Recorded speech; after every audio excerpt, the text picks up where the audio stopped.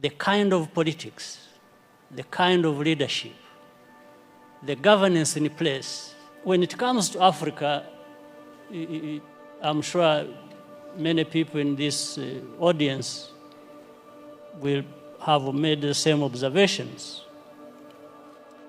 I think we must take responsibility and accept our failures in dealing with these matters. For example, relating to what President Obasanjo has just said, on the case of Boko Haram, or you can use that for many other cases. For me, when I'm watching on television, and I find our leaders who should have been working together all along to address these problems that commonly affect their countries, wait until they are invited to go to Europe to sit there and just,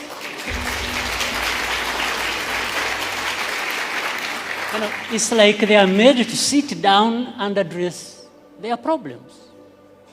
Why does anybody wait for that? What image does it even give about us, about Africa? In fact, the image it gives is that we are not there to even address these problems. We are there for a photo opportunity.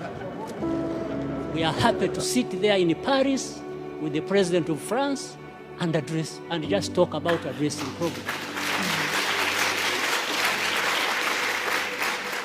It doesn't make sense that our leaders cannot get themselves together to address problems affecting our people. It doesn't make sense.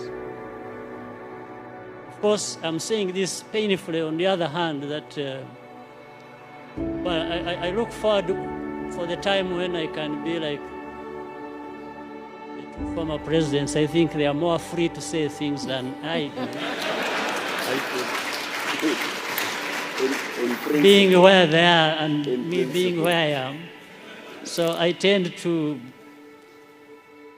remain with some reservations about what I have to say because, but I think there is that serious problem.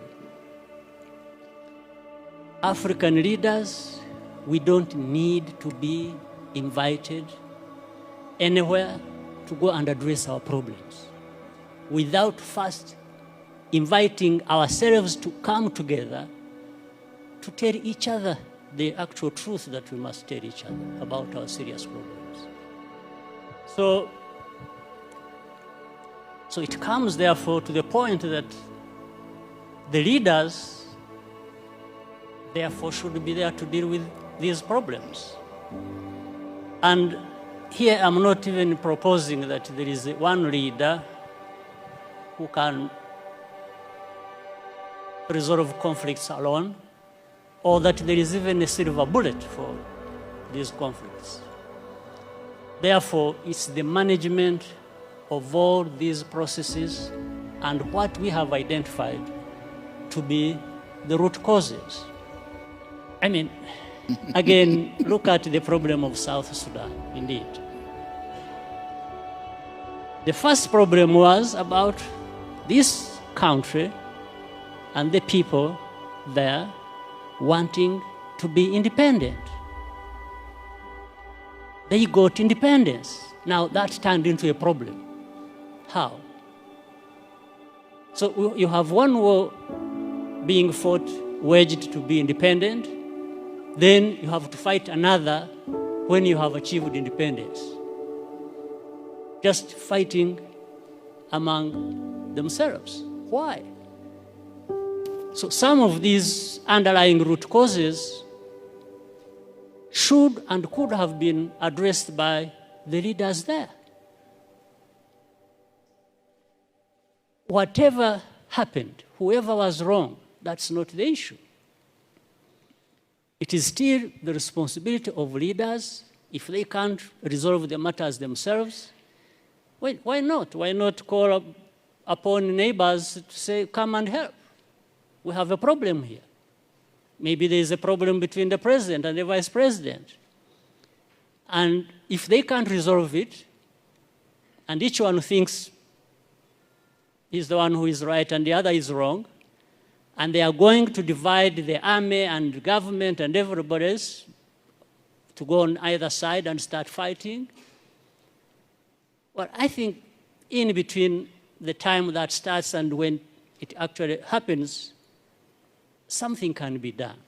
But it has to be leaders to work towards that and avoid the catastrophe that, like we are seeing or have seen or that has already happened in South Sudan. But of course, the unfortunate part is that the most majority who suffer are the innocent people who have nothing to do with it. Women, children, and even many men are innocent in that situation. So this is, I'm not giving answers, probably I'm raising more questions than, or adding to others that have been raised. So for the time being, let me stop here. Thank you. Thank you.